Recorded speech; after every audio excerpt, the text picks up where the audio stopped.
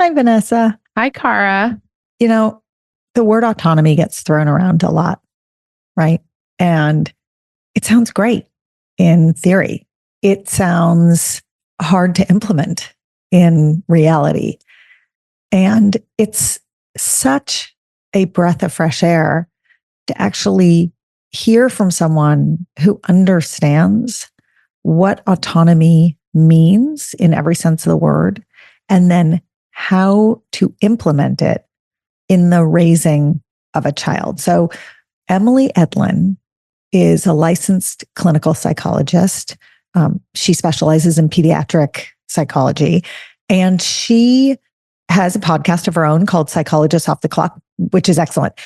She writes about autonomy supportive parenting, basically how parents, but really she's like us, it's all adults, right? Every adult supporting kid, but how adults can help grow and raise autonomous kids, which, as you say several times in this episode, can get messy. We found it fascinating and affirming and challenging, as Emily acknowledges. It can be, but we have no doubt that you will find this episode really fascinating. Emily, it is so great to have you on this side of the microphone. I don't know if that makes sense. To have you as our guest rather than be the guest on your wonderful podcast, Psychologists Off the Clock. Welcome. Thank you. I was so excited to come hang out with you both again today. This is like as exciting as our lives get, is when you get to record a podcast with someone you really like, because you know you like them because you recorded a podcast with them previously. I mean, this is what counts as super fun. Speak for yourself, Vanessa. My life is never this exciting. So, Emily, we joined you, God, I guess in the fall to talk about our book. And when we got to know you, and then you so subtly were like, oh, I actually have a book. And we were like, did you want to mention that at any point in the hour-long interview that we just did talking about ourselves and puberty? So we're gonna dive in to the content of autonomy supportive parenting, which is a mouthful, which you recognize in your introduction of the book with the same title. But I want to pull back the lens a little bit, as Cara would say, and start with the laughable term of parenting expert, because you are, in fairness, you have a PhD in child development. You have a private practice with kids and families. You have 3 tweens and teens yourself. You have written about this subject for many, many, many years. So like, if anyone deserves to have the title parenting expert, it's you. Oh, it's you. But why, like in a sort of philosophical way, is that term so flawed? I do think it's problematic. And I even struggle to label myself that. I often say so-called parenting expert. I like that.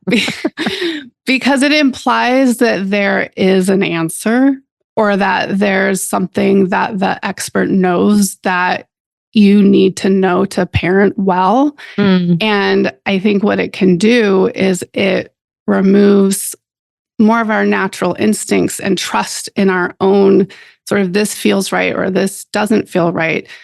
Not to mention the incredible diversity of children and parenting experiences, and how there is just no way to say this is what works for everyone. Yeah. I mean, we always say like the first answer to every question that people ask about managing a situation with their kids is, well, it depends. Exactly. Like, it depends on their temperament and your family situation and your past experiences and the stressors in your daily life and.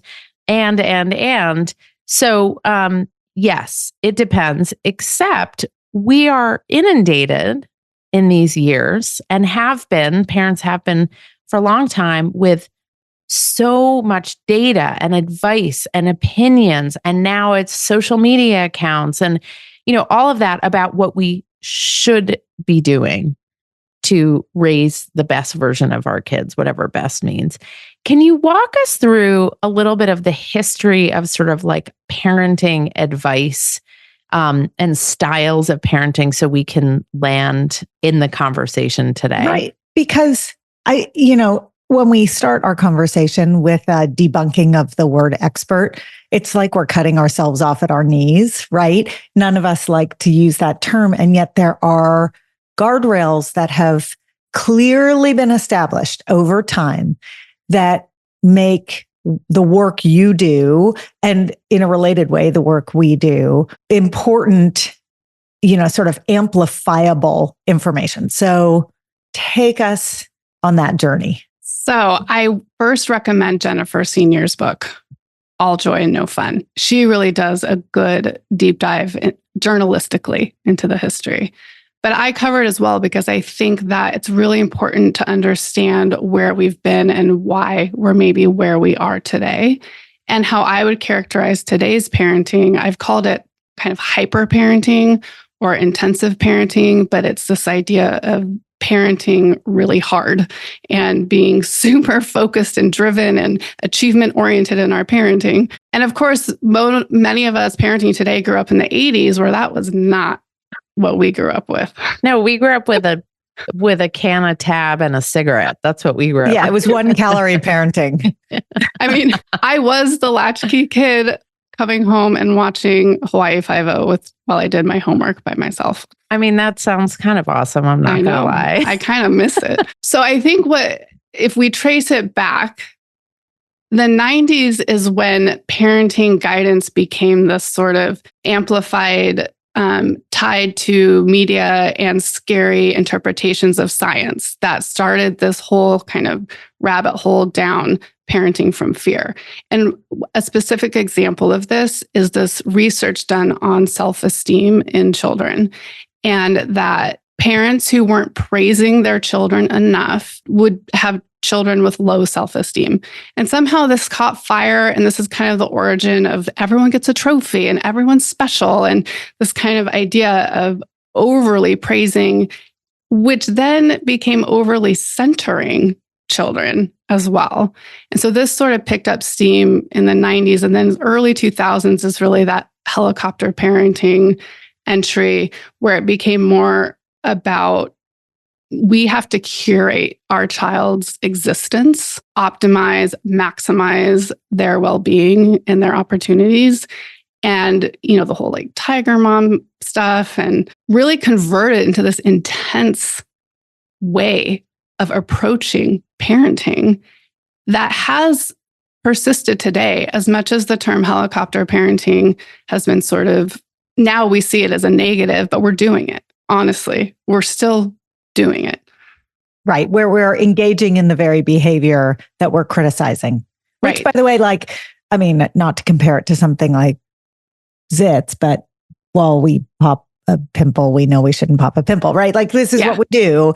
As humans, we engage in the very behavior that we are very good about judging. But take us to the implications of that. Right. So I do want to acknowledge how challenging it is to parent differently than this dominant style of parenting. For one, we are, and we can get into this more later, but there's a lot of fear-based messaging in the media about parenting. And so we're very even unconsciously reacting to that in our day-to-day parenting. And even recent polling shows that parents across socioeconomic lines and gender characterize good parenting as intensive parenting practices. Right. So there's this, to be a good parent culturally is to behave in these ways. And when I've done some talks about my book, this is the feedback I get but how do we do it differently than everyone else in our community? And can I dig into one word you used in that description? You talked about fear-based. Can you talk a little bit more about sort of fear versus shame-based? Like, how did the shaming of other parents play into getting us to where we are now? I work a lot with anxiety and fear, and they are different, but they're connected. And the fear is really a neurological response, right? So when we are feeling fearful, So when COVID-19 happened, our world very abruptly became unsafe. To leave the house felt like a threat to our very lives, right? And so when our brains are in that mode, they're very reactive because it's about survival. And so when we are parenting in that mode because we're fearful of our children's well-being if they don't get straight A's, then we are more controlling, right? Because we're trying to make sure they have the best life and that they're okay and that they will survive on our modern version of the savannah. Right. Yeah. And the mall. We'll get back to fear and parenting out of fear as we kind of age up in the conversation, Emily. But I want to go back to this concept of control-based parenting because you share your own personal journey. So lest any of you listening imagine that Emily is here to tell us that she's always done it perfectly and she's never been inconsistent and always had the best approach and never felt burnt out. You will hear something very different. She is as honest and vulnerable as Cara and I are on this podcast and in our writing. And I love the way you approach your own evolution because it's so validating and reassuring for people to know that even someone with a PhD and decades of experience had her own set of realizations about how she wanted to do things differently. So can you talk about your epiphany, for lack of a better word? Yeah, I think this is such an important part of anyone dispensing any sort of parenting advice is to be very real about, like, I get it in a very deep level about how hard it is to always be the parent you want to be. I was only a year into my first job when I had my first baby, and I was working in an inpatient hospital setting with children who were really seriously ill. It was a very stressful job. And I remember being just mind blown at how stressful and scary being a mom was when I thought, I've been to school, I work with kids, I've done this for a long time. I was not equipped in any way. And when I went to look at some of the guidance, and this is back in 2009, 2010, I was really, really disappointed with the quality of what was out there. And I knew from my training that it was getting the science wrong. Mm-hmm. You know, the way that attachment parenting, for example, portrayed the benefits was simply wrong. It did not reflect the science. Yet it placed so much pressure on mothers, especially, to be responsive to their babies all the time through all these different practices.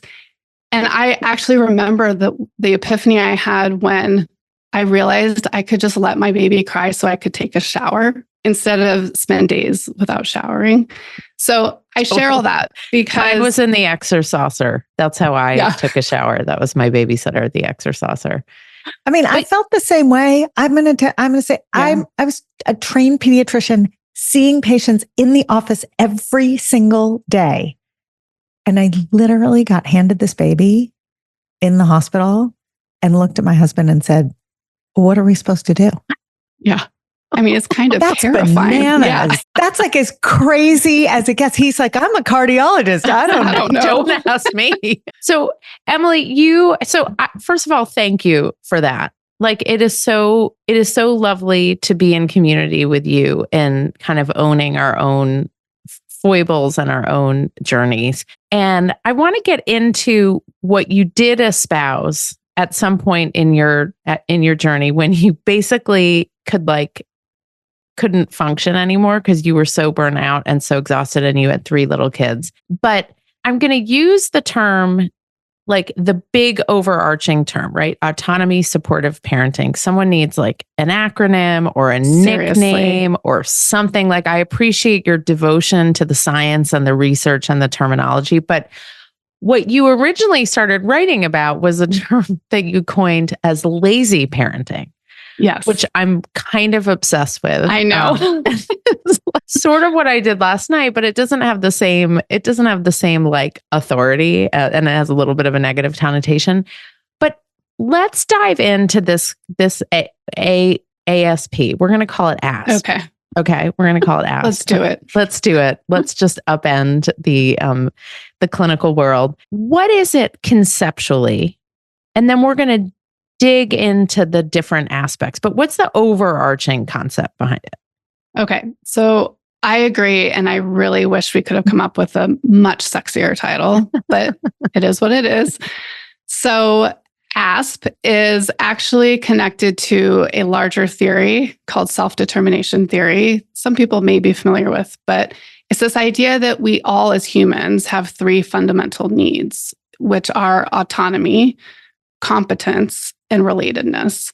And so autonomy supportive parenting falls under that because these approaches that have been and strategies that have been studied now since the early 90s for over 30 years are shown to increase those, to meet those three needs in our children. So it's this, the bigger idea is if we are using these certain approaches in our day-to-day parenting, we are creating an autonomy supportive home environment where our children feel like their fundamental needs of autonomy, competence, and relatedness are being met. And then that leads to adults who have a much stronger sense of self in the world and sense of agency in their lives.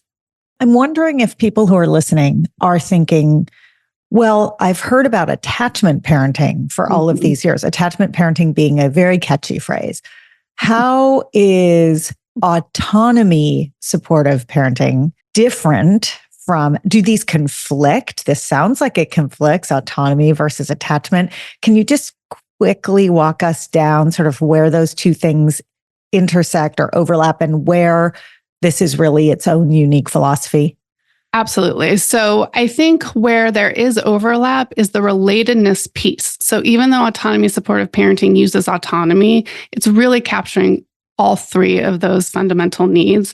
And so relatedness is that attachment, right, between parent and child in the sense of the relationship we're building that is based on emotional safety and a sense of belonging in the relationship.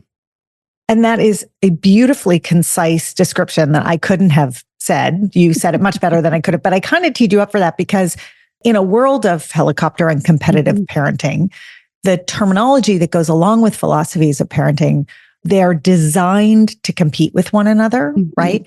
And attachment has been branded in a certain way. And what you are screaming as loudly as you can into a very strong wind tunnel is, people, there's a solution to the problem that we've created. That solution is raising autonomous kids who are still attached. Exactly. Right? Yes. So I think this is the perfect opportunity to really talk about what is autonomy. I think there's a lot of misconceptions. People hear autonomy and they think it's the same thing as independence. Now, independence is a piece of it, but it's not the idea of someone doing whatever they want. That's the other idea is, so if I'm parenting an autonomous child, they can just do whatever they want. Absolutely not. True autonomy requires respect for others' boundaries as well. So your behavior affects other people, and you need to understand where those boundaries are. But being autonomous is the idea of developing your own self-awareness of who you are in the world, which takes a long time, and many adults don't know that yet. But the idea of who am I? How do I want to live my life? And then feeling a sense of I can live the life I want and have mastery over my day-to-day. And so it's this idea of, okay, I'm just going to give an example. Like my oldest, and I share this in the book, my kids are very naturally very driven for autonomy, which may have helped my own acceleration to be able to do it because they have pulled for it so hard. But I was following all the rules about cell phone time, right? 2 hours a day. That's it. She's 12 years old. That's what it's supposed to be. It's dangerous if it's more than 2 hours. We were fighting all the time. She was starting to sneak around and I would find it on the phone, and then I would have to bring it up with her. And it was really breaking down our relationship. And I finally just realized this is not working. I don't think this 2-hour limit is more important than my relationship with my 12-year-old, where I want her to be connected going into adolescence. And so we had a talk. She asked to not have the limit because of the anxiety it created for her and feeling like I wasn't trusting her and I was expecting the worst from her. And so I said, we will experiment and we'll see how it goes. And I can look back and see that when I released that rule, everything shifted. And she's 14 now. It's been a couple years. And just a few days ago was Mother's Day. And in a card that she made for me, she wrote, I know we weren't close always. And I'm thinking, yeah, I know, a little hard to hear, but now we are. And I always feel understood and accepted by you. And that was like the biggest parenting win. But she needed that autonomy. She needed that there's a sense of freedom that comes along with autonomy, right? Within that is responsibility, which we talk about, it's a balance.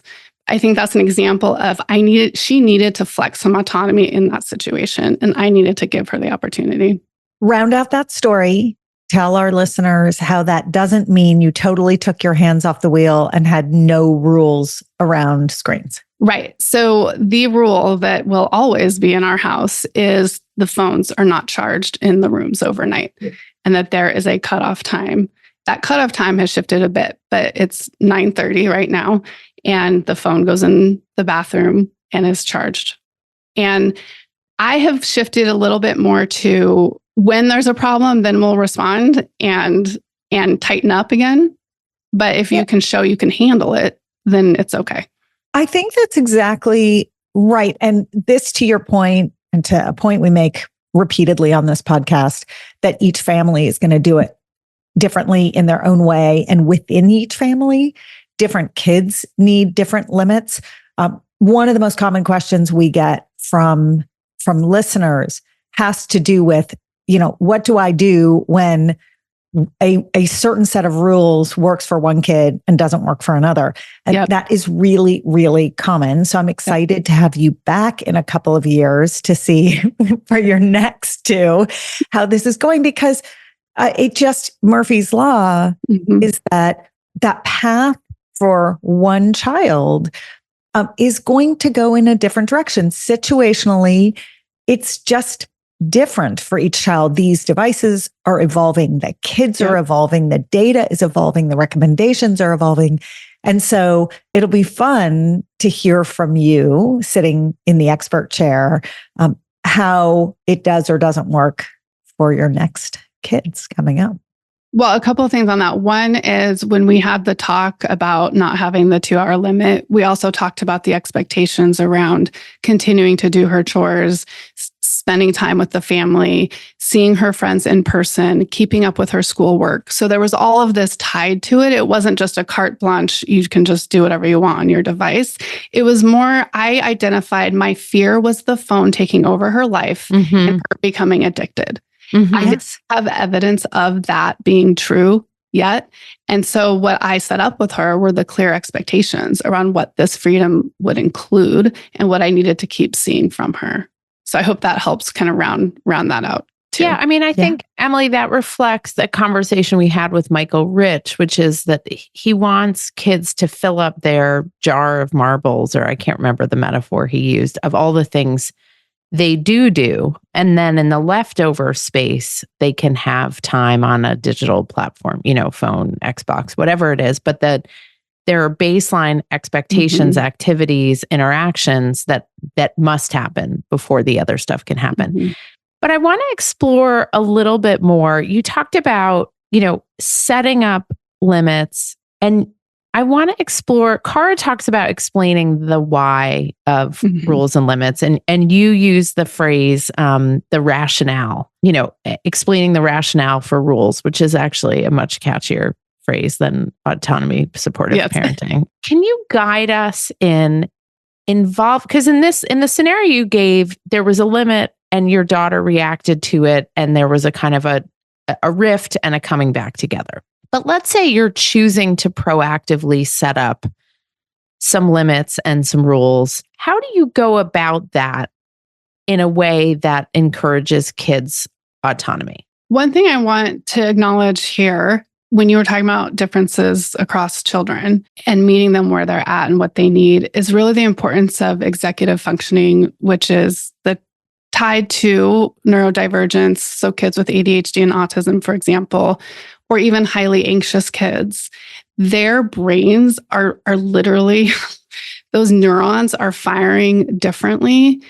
And that shows up in their behavior and what they need in terms of limits. So another key concept in autonomy supportive parenting is the idea of scaffolding. So it's that idea of understanding where your child's abilities are and meeting them there. So first is even understanding where they are, which sometimes can take some experimentation. So I think, for an example, with my youngest, who's 9, so we're sort of like teetering on tween-ish, he requires a lot more structure than my older 2 do. And so he needs those limits to be really firm. He can't have quite as much input as his sisters. But it's finding where he can. So when we had trouble with homework, for example, we came up with a system together. Well, I said, you need to get your stuff done after school. You can't just play on your iPad. Like, that's the expectation, right? So the rule is you need to have your chore done. You have to take a shower. You have to do your homework. These are things that you need to do after school. But how? Let's collaborate on the how. And so we used a whiteboard because visual cues can be very helpful, and he included what he would need to do after school and what he wanted to do, which was his suggestion, which I thought was brilliant. So the list didn't just represent obligation and stress and aversive tasks. It represented what he was excited to do after school, and he would then order them and check them off. And so he had agency within an expectation of things he did not want to do. When my daughter was in 4th grade, so 9, 10, she had a teacher who structured the classroom to have, active learning and lessons and et cetera in the beginning half of the day. And then in the later part of the day, they had a chunk of time that was called must do and may do. And it's exactly what you're describing, right? Yep. It's here's the medicine, here's the vitamin, here's what you have to do, and it's not negotiable. But here are the fun things to look forward to once you get through the checklist. And it's so effective. It's so effective. And frankly, it's so effective even as they get older. Maybe more as they get older. Emily, we're going to age up in a second. But I just want you to cover, and maybe this is a nice transition. You talk about the importance of values and having your behavior match your values. That's part of the sense of agency and autonomy, is that your behavior reflects, who you want to be in the world. What happens when our values and our kids' values don't align? So it's like, my mother-in-law makes fun of me because she's like, when your kids were younger, you were like, I want them to be independent thinkers. And then the minute they wanted to wear something that you didn't like, you were like, no, don't wear that. Wear the other thing that I picked out for you. And it's like, there's that, right? It's like, there's the sort of concept on the one hand. And then when the rubber meets the road, it's hard. I'm thinking a little bit about like, with older kids whose politics don't line up with parents, but even in younger kids, like the things they care about are things that are important to them. How do we make sense of that? I don't want to call it disconnect, but that inconsistency in our families. Well, I think first, it's important. I'm not sure a lot of parents even take the time to sit and reflect to identify what are my parenting values. And are those values driving my parenting? So if independence is a value, but I'm making my 10-year-old food that they can prepare themselves for snack or something, am I living that value? So I think that's the first step, is even tuning into what are my values in my parenting. our job as parents partially is to transmit our values, right? We are wanting to raise kids with a set of values that we believe in, and they will not match exactly because they're their own person and they're growing up in a different context. So I think, especially with kids as they get older and have more capacity for, deep thinking, it's having conversations and being really open about, this is what matters to me. So that's the language. Sometimes people are like, I don't really know what values are, but it's the idea of what matters to me and what's important to me and who do I want to be in the world? How do I want to show up? And it's a balance, right? So in your example, the sort of prepared foods versus foods they can prepare for themselves. Perfect example, because the problem, what sends most of us down the road of just doing it for them, is that when they're tasked with doing it themselves, often they will choose the solution that doesn't require any work at all, which is not as healthy an option, right? So if you've got fruit available and there are chips available and they have to wash and cut the fruit, right? That is an intolerable workload for some kids, and they will just grab the chips, and you're frustrated as the adult in their life wanting to encourage healthier choices. So what do? You wash and cut the fruit for them so that it's an easy grab and go option. That is not a bad solution. It just won't get you where you want to go in the long run. So there are these intervening steps, right? And it's okay if sometimes you do certain things to get them to where you want to get them, right? Yes. But what you're describing is what Vanessa was talking about a few minutes ago, which is my obsession with explaining the why, right? I'm washing and cutting this fruit because it's just a better choice for you than the chips. So I don't want to always do this, but I really want you to make the better choice. So how do we get there? Right. And I do want to point out, autonomy and supportive parenting is not a zero-sum game. This isn't like you're either doing it or you're not. You're doing it all the time or you're not doing it. I mean, we're all floating around on the continuum all the time of how we're parenting. Oh, we're making it up as we go along. So let's just call a spade a spade. Right. So Emily, to Car's example, it could be, hey, it's really important to me that I know you get the vitamins and minerals you need every day. I know you're in charge of your snack. What snacks can we have in the house that meet your need to not have to wash and cut fruit and meet my need to make sure you're getting like all the nutrients? So let's brainstorm. I like right. So let's brainstorm. What are 10 things? So is it baby carrots? Is it bananas? Is it whatever? So that we can all be involved in the job of lazy parenting. No, I'm just kidding. And then you'll get the lecture when your tween hits a certain age about, all of the bad ways that different foods are prepared. And this is an important conversation too. The baby carrots are dipped in bleach, right? You get that whole. Or my mother's always like, they're not real.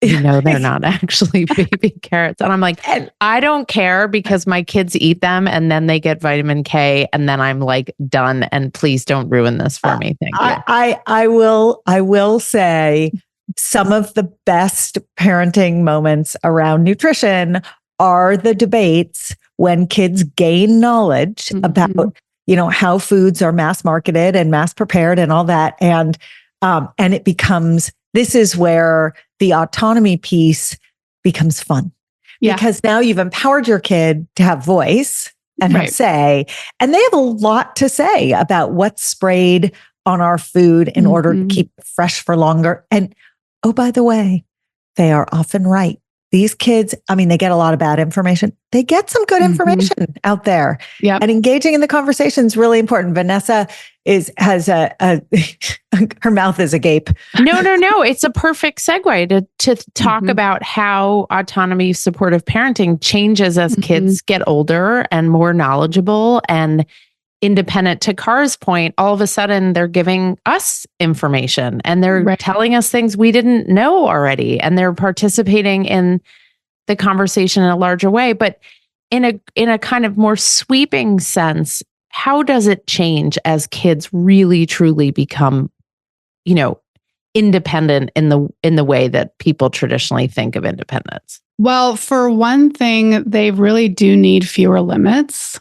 And the limits that have worked up until early adolescence, for example, are then more confining, and it's not developmentally appropriate to keep the same limits. And I think there's a transition for parents that's very tricky of, well, where are the new limits? And that can be hard to navigate and negotiate.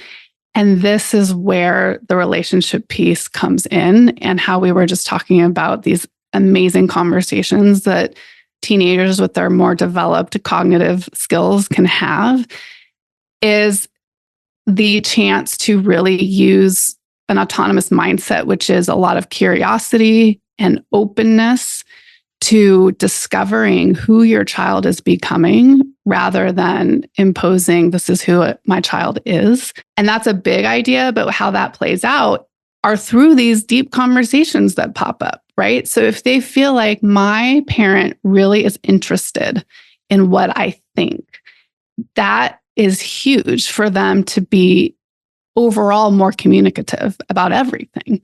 If they feel like you're not judging their experience, then, and that's our controlling impulses can convey judgment. And we need to be careful about that, right? And that shuts them down. And I want to add, by extension, this idea, if it's crossing your mind, that raising autonomous kids, by the time they hit their teenage years, they're, digging their heels in and they think they're right about everything and they have fixed ideas. They don't, right? Mm-hmm. I mean, can you speak to that a little bit? Well, actually, what's so fascinating, the literature shows that the more controlling the parenting is, the more likely children or adolescents will be using substances and experience depression and anxiety. There's just more of a cutoff from the relationship because of those controlling approaches. And so what happens is these kids actually, when they feel respected and understood and seen for who they are, which another piece is this unconditional positive regard for kids, they are more likely to actually be influenced by you as the parent. So we actually get more influence when we're less controlling and more autonomy supportive. Let's use a scenario, and I want to tie it into the final question, which is, it's normal for us as parents to have fear about our kids' safety and well-being. They entered our world and we love them more than anything in the world, and we don't want anything bad to happen to them. And yet, as they move around in the world more and more independently, the chances of them being exposed to something, or they start driving, they start traveling on their own, all of those things, right? So we have our fear. We don't want to do fear-based parenting, and yet they are not fully mature human beings. Their brains are not fully matured for another, decade and a half, if we're talking about teenagers. So bringing it all together, how do we explain the rationale? Let's use like a curfew, for example, right? So how do we explain the rationale for our wanting to set a curfew of, let's say, midnight, still give them agency and involvement in the process, feel an opportunity to have some place for our fears to go? And you may share with us where you think we should put those fears. How do we let that all come together in setting a limit and communicating that limit to our kids and involving them in it, when the basis of what we're worried about is really very valid and scary, that they're out late at night and something bad happens? Absolutely. So I think, for one, I wonder about not even starting with their curfew is midnight, but starting with, this is why a curfew is important for your health and safety, and this is the risk of being out later and why we want you home. What is your idea of a reasonable time? Start with that, knowing what you're thinking. Right. And you have ultimate authority over this. They don't get to decide. I always joke that when I ask my kids, it's usually about like a consequence. When I ask them for the consequence that they think would be fair, their consequences are always like so much harsher than I would have ever given them. And I can't tell if I'm being manipulated or if they like authentically think that that is the right consequence. But yeah, so you're basically starting with the why before you ever get to the limit. Okay. Yes, exactly. And having the conversation and then getting their input on what they think is reasonable within the rationale for the limit. And let's say you say midnight and they're like, that sucks because all the fun stuff happens between, 12 and 2 and everyone else's parents let them stay out that late. And why don't you let me try it? You don't trust me. You don't trust me. You don't like my friends. Why don't we try it and see how it goes? But in your head, you're like, as Cara always says, nothing good happens after midnight. After 11:30. Oh, sorry. She's always like a half an hour earlier than I am after 11:30. Emily, how do we respond to that barrage of criticism? Okay, so first I will acknowledge I haven't gotten to this in my own parenting journey. We have not dealt with curfew, thankfully. But I'm already worried about like drinking. With an 8th grader. Yeah. And so I think that's a risky behavior. And you can hear about in our community, what's been normalized that parents let teenagers drink at their homes. And so there's that idea of other families do it this way. So I think without having my own personal experience, which I know is a handicap because I don't get it. And I want to recognize that. But I think there's the idea of ongoing conversation about it. So it's not just like in your book, nothing is a one and done conversation, right? It's a constant dialogue and really talking to them, not about the limit as much as what underlies the limit, so the limit is a little bit of a false flag, right? It's the idea of, but these are my concerns. And I have said this to my kids for other things. I am the parent. And my brain is fully formed. And so that by nature, this is my job as a parent. And I think within that process, validating. So another piece of autonomy supportive parenting is really validating emotions.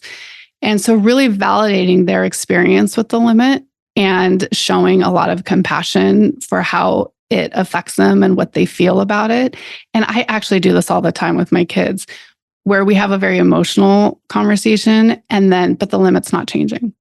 So, and it seems to soften it a little bit, like the idea of we're not really at battle about this, but it's not changing. Well, I mean, it's such a great framing. We're sitting on the same side. We're not in opposition, right? Mm-hmm.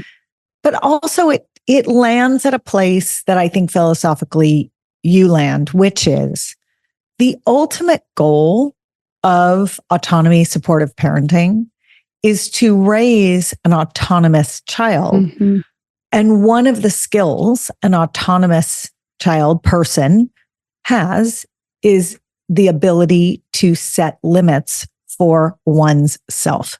Exactly. Right. Yes. So if that's where we're going, and that's the end game, then having some limits in place and having lots of conversation around those limits is the path to get them there, because everything they do for the rest of their life requires a little bit of self-regulation, right? I mean, absolutely. This is a lot about self-regulation. Yes. And one thing that we haven't really touched on, it's sort of buried in all the science, is the role of internal motivation as well. And these autonomy supportive strategies that we've kind of gone over this hour together, they are actually targeting internal motivation. So the whole idea is you're not behaving because your parent told you to do it this way.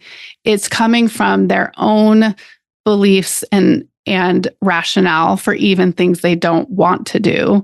They understand why it's important, and they're doing it from their own intrinsic motivation. And so that translates to these limits of the idea of figuring out, I mean, we have been dealing with this with my 9-year-old in Fortnite, like when do you feel like it's too much? He needs pretty serious, strong, firm limits, but we're helping him explore what it feels like when he crosses into too much of it. And it is that developing that internal awareness. So I hope that everyone listening feels both affirmed by Emily's humanity and also guided by her advice rooted in really excellent research and knowledge and data. And there's a lot of fear out there for us as parents right now, a lot of best-selling books that are making us feel like we are failing and we're doing it all wrong. And I just want you to keep Emily's voice in the back of your head telling you that it is okay, that you're doing your best, that your kid is doing their best, and that doing your best is often really quite messy on the path to autonomy. So Emily, thank you for such an affirming and patient and gentle approach to all of this. I feel so much better. I don't know about anybody else, but I feel so much better. I'm so glad to hear that. It's been a joy. Thank you for letting me have this opportunity to get my voice out there. Thank you so much for listening. You can email us with questions, feedback, or episode requests at podcast@lessawkward.com. If you want to learn more about what we do to make this whole stage of life less awkward for everyone involved, our parent membership, our school health ed curriculum, our keynote talks, and more are all at lessawkward.com. And if you want products that make puberty so much more comfortable, visit myumla.com.